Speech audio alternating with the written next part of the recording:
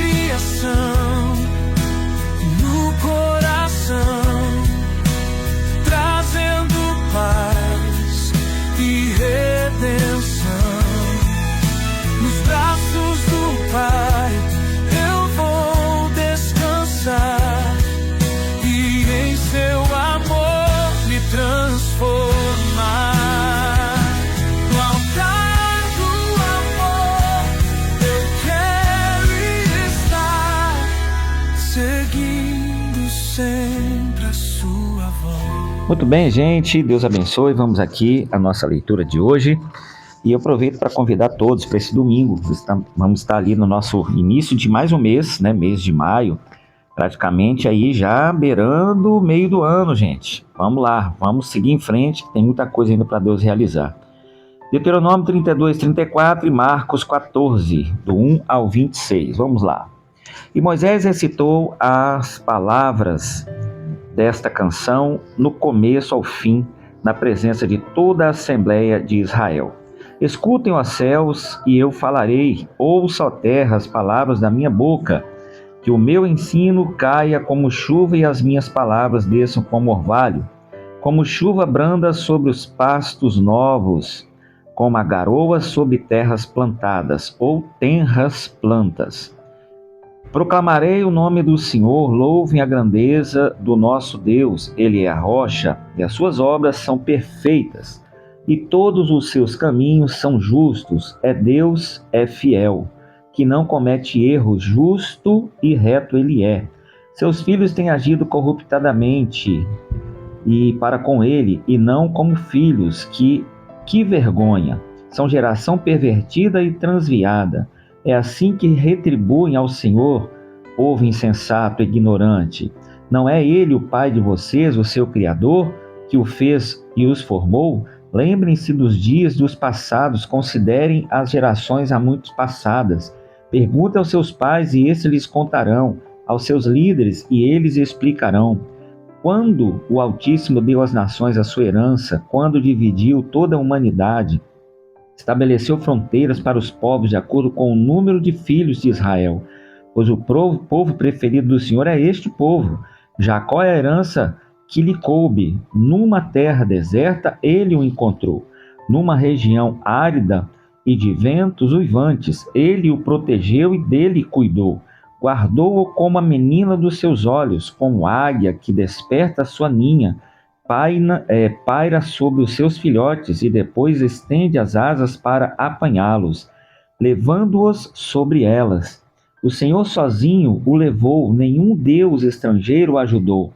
Ele o fez cavalgar nos lugares altos da terra e o alimentou com o fruto dos campos. Ele o nutriu com o mel tirado da rocha e com óleo extraído do penhasco poderoso ou pedregoso, com coalhada e leite do gado e do rebanho, e com cordeiros e bodes cevados, com os melhores carneiros de Bazã e com as mais excelentes sementes de trigo. Você bebeu o espumoso sangue das uvas. Jesurum engordou e deu pontapés. Você engordou, tornou-se pesado a fardo de comida. Abandonou o Deus que fez e rejeitou a rocha, que é o seu Salvador.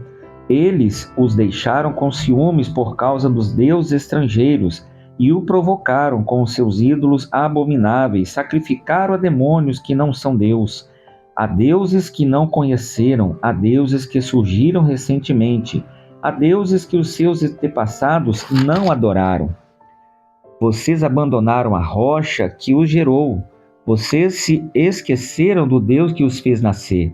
O Senhor viu isso e os rejeitou porque foi provado pelos seus filhos e suas filhas. Esconderei o meu rosto deles, disse: o verei qual o fim que terão, pois são geração perversa e filhos infiéis.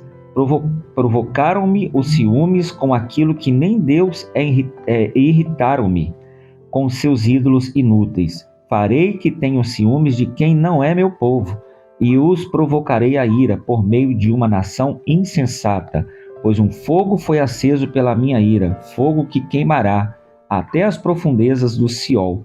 Ele devorará a terra e as suas colheitas, e consumirá os alicerces dos montes.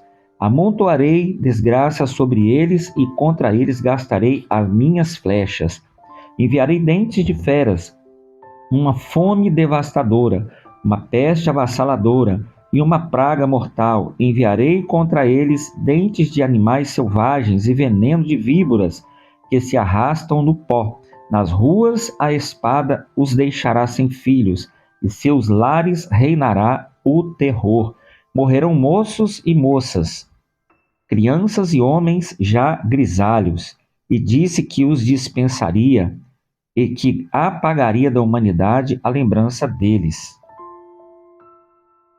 Que mais?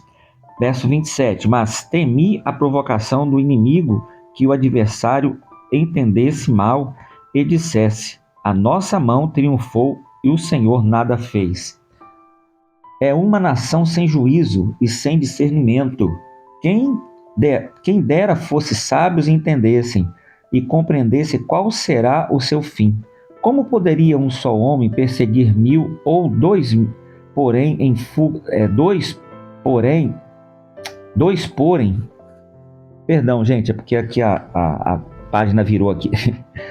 Como poderá um só homem perseguir 1000 ou 2 porem em fuga 10.000, a não ser que a sua rocha os tivesse vendido, a não ser que o Senhor os tivesse abandonado, pois a rocha deles não é como a nossa rocha, com o que até mesmo os nossos inimigos concordam. A vinha deles é de Sodoma e as lavouras de Gomorra. Suas uvas estão cheias de veneno e seus cachos de amargura. O vinho deles é a peçonha das serpentes, como se diz veneno, né? O veneno mortal das cobras. Acaso não guardei isto em segredo? Não selei em meus tesouros? A mim pertence a vingança e a retribuição no devido tempo. Aos pés deles escorregarão o dia da sua desgraça, e está chegando, e o seu próprio destino se apressa sobre eles. O Senhor julgará o seu povo e terá compaixão dos seus servos quando vir que a força deles se esvaiu, ou se acabou, né? E que ninguém sobrou, nem escravo nem livre. Ele dirá: agora onde estão os seus deuses, a rocha em que se refugiam, os seus deuses que comeram a gordura dos seus sacrifícios e beberam vinho das suas ofertas derramadas? Que eles se levantem para ajudá-los, que ele lhes ofereçam abrigo. Vejam agora que eu sou o único, eu mesmo, não há Deus além de mim.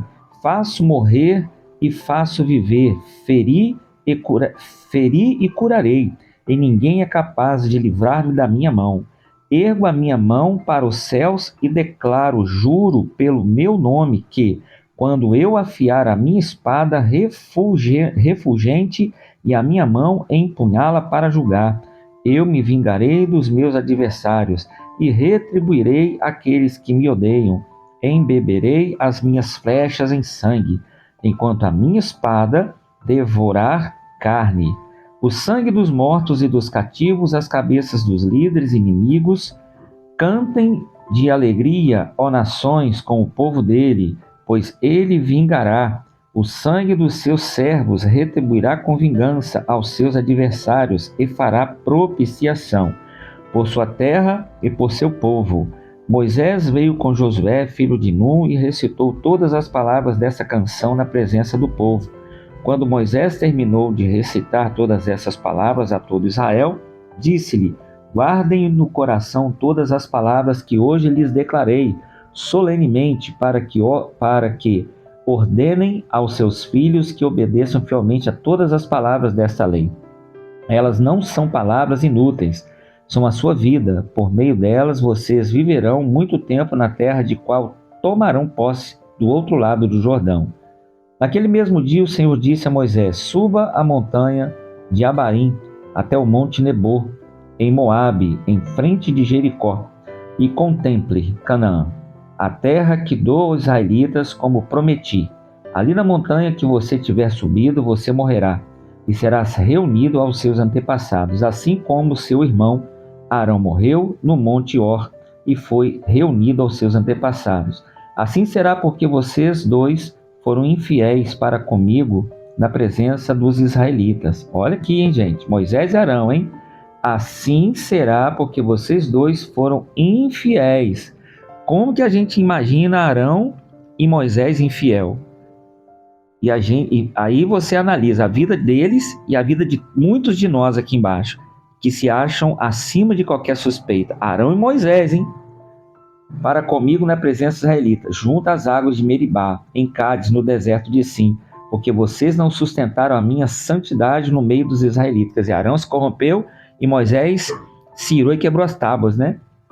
E aí você vê, depois ele não se manteve fiel, se deixou levar pelo murmúrio do povo e em vez de falar a rocha, ele bateu na rocha 2 vezes.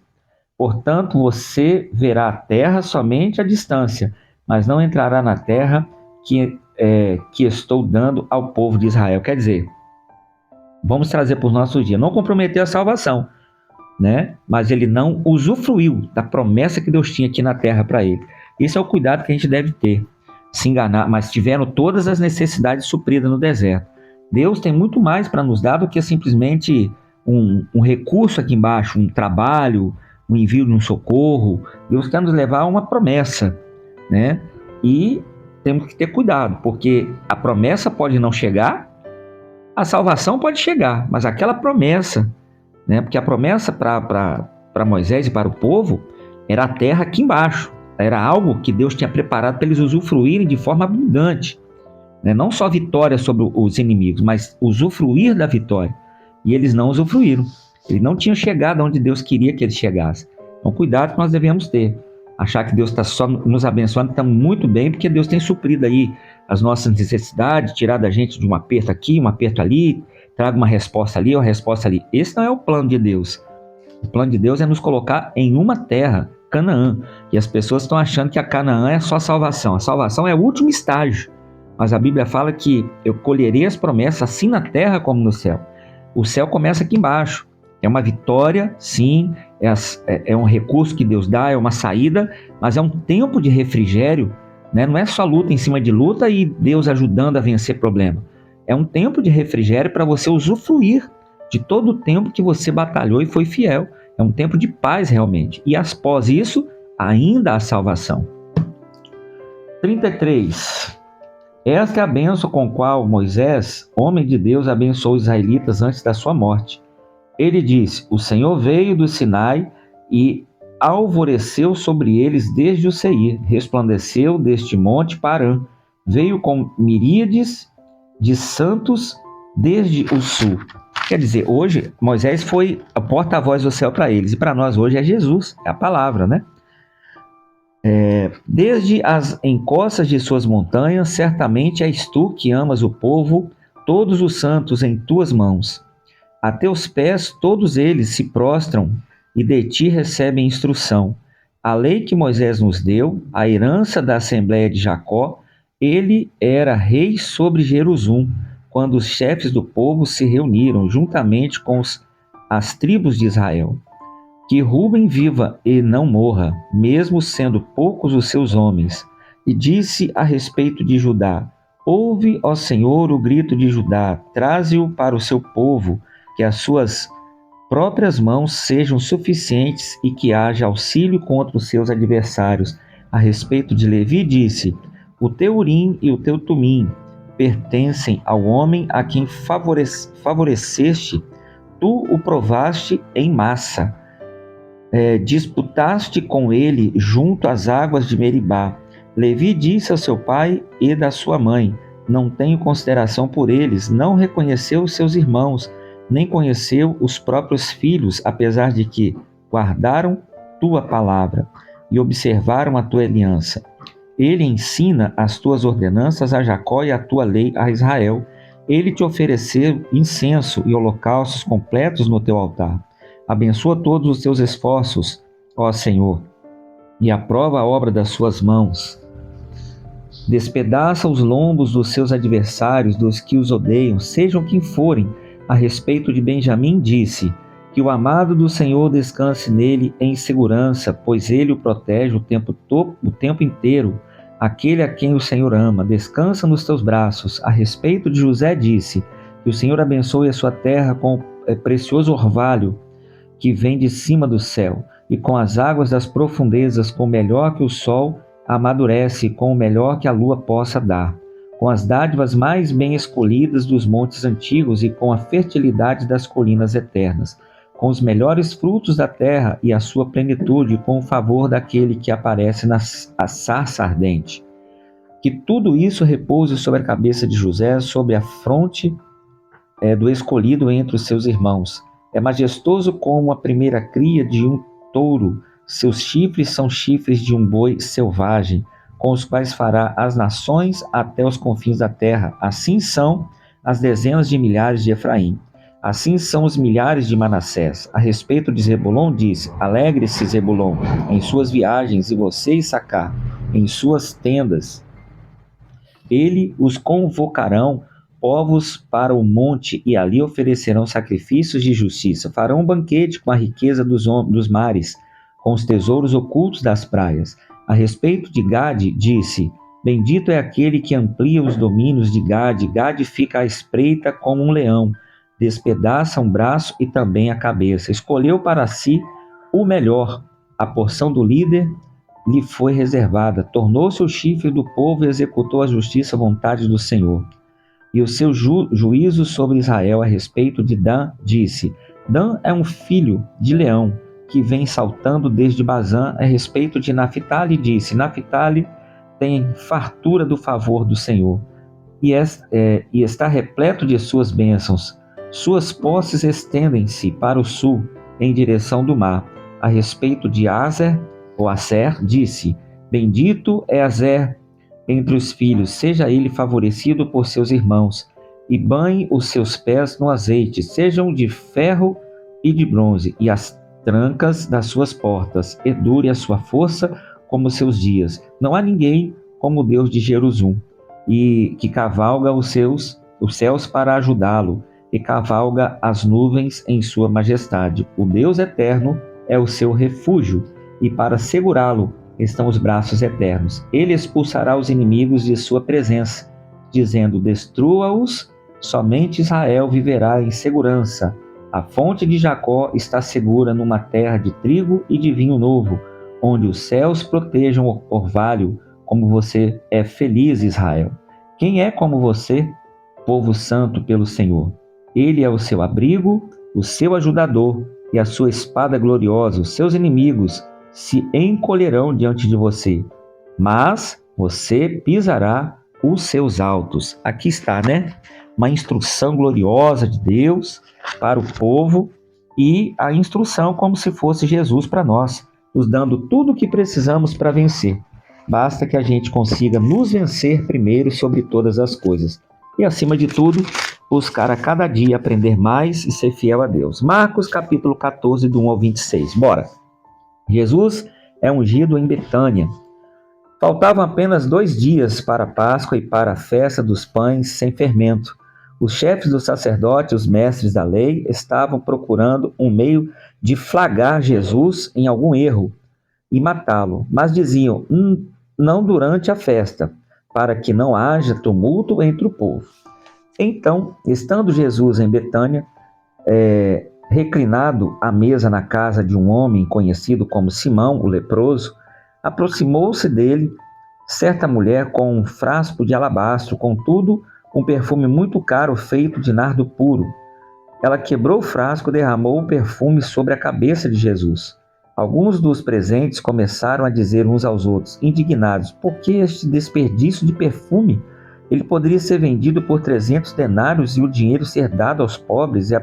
E repreenderam severamente. Deixem-na em paz, disse Jesus, porque a estão perturbando. Ela praticou uma boa ação para comigo, pois os pobres vocês sempre terão com vocês e poderão ajudá-los sempre que o desejarem, mas a mim vocês nem sempre terão. Ela fez o que pôde, derramou perfume em meu corpo antecipadamente, preparando-me para o sepultamento. Eu lhes asseguro que onde quer que o Evangelho for anunciado em todo o mundo, Também o que ela fez será contado em sua memória. Então Judas Iscariotes, um dos 12, dirigiu-se aos chefes dos sacerdotes a fim de lhes entregar Jesus. A proposta muito os alegrou. Eles prometeram dinheiro. Assim, ele procurava uma oportunidade para entregá-lo. No primeiro dia da festa dos pães sem fermento, quando se acostumava sacrificar o cordeiro pascual, os discípulos de Jesus lhe perguntaram: onde queres que vamos e te preparemos a refeição para a Páscoa? Então ele enviou 2 de seus discípulos, dizendo: entre na cidade e um homem carregando um pote de água virá ao encontro de vocês. Sigam-no, digam ao dono da casa em que ele entrar. O mestre pergunta: onde é o salão de hóspedes, ao qual poderei comer a Páscoa com meus discípulos? Ele lhes mostrará uma ampla sala no andar superior, mobiliada e pronta. Façam ali os seus preparativos para nós. Os discípulos se retiraram, entraram na cidade e encontraram tudo como Jesus lhe tinha dito, e prepararam a Páscoa. Ao anoitecer, Jesus chegou com os 12. Quando estava comendo, reclinando à mesa, Jesus disse: digo-lhes que, certamente, um de vocês me trairá, alguém que está comendo comigo. Eles ficaram tristes e um por um lhe disseram: com certeza não sou eu. Afirmou Jesus: é um dos 12, alguém que come comigo no mesmo prato. O Filho do Homem vai... Afirmou Jesus: é um dos 12, alguém que come comigo no mesmo prato. O Filho do Homem vai como está escrito a seu respeito, mas ai daquele que trai o Filho do Homem. Melhor lhe teria sido não ter nascido. Enquanto comiam, Jesus tomou o pão, deu graças, partiu e deu aos 12. Então, dizendo: tomem isto, é o meu corpo. Em seguida tomou o cálice, deu graças, ofereceu aos discípulos e todos beberam. E ele lhes disse: este é o meu sangue, o sangue da aliança que derramado em favor de muitos. Eu lhes afirmo que não beberei outra vez do fruto da videira até aquele dia em que beberei o vinho novo no reino de Deus. Depois de terem cantado um hino, saíram para o Monte das Oliveiras. Aqui as pessoas confundem. Então a Santa Ceia não é para ser tomada mais? Não. Aqui Jesus está falando com ele, né? Depois vocês vão ouvir lá a ordenança de fazer isso em memória de mim. E aí é o que nós fazemos hoje, baseado em Apocalipse, que diz que no centro do paraíso terá a árvore, né, da Nova Jerusalém, a árvore da vida com 12 frutos. Por isso que nós, né, o povo pentecostal, o povo cristão, faz durante 12 meses, que é a preparação para a nossa passagem, né, da vida natural, né, na vida espiritual, melhor dizendo, aqui na Terra, para a vida celestial. Beijo no coração, gente. Fique na paz.